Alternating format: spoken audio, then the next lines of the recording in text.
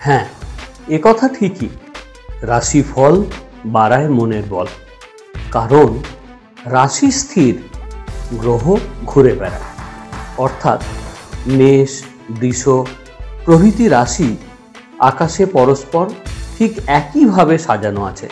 তাদের নিচে রবি, চন্দ্র প্রভৃতি গ্রহ মেষ থেকে বৃষ, বৃষ থেকে মিথুন, মিথুন থেকে কর্কট এমনি করে সরে সরে যাচ্ছে। সব গ্রহ একই রকম গতিতে এক রাশি থেকে আরেক রাশিতে যায় না।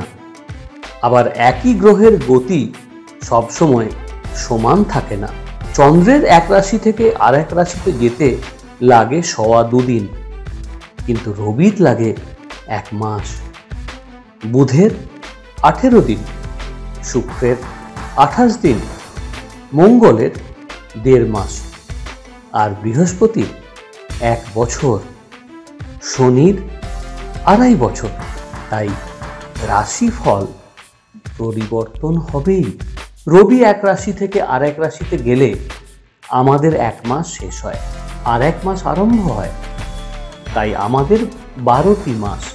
রবি এক এক রাশিতে যতদিন থাকে ততদিন 1 মাস হয়। চন্দ্র যেদিন যে রাশিতে থাকে সেই রাশি সেদিনকার জন্ম রাশি। মনে রাখবেন, রাশি 12টি, গ্রহও 12টি। ভাবছেন তো 9টি গ্রহের কথা শাস্ত্রে উল্লেখিত আছে, কিন্তু না, বেদে 14 গ্রহের কথা উল্লেখ রয়েছে। দেখুন, প্রজাপতি ইউরেনাস, বরুণ নেপচুন ও রুদ্র প্লুটো, এই 3 গ্রহের আবিষ্কর্তা পাশ্চাত্য দেশ। কিন্তু আরও 2টি গ্রহ আবিষ্কৃত হবেই। প্রজাপতি ও বরুণের যথেষ্ট প্রভাব আছে, তার প্রমাণও আছে। তবে রুদ্রের প্রভাব সবসময় সমান থাকে না।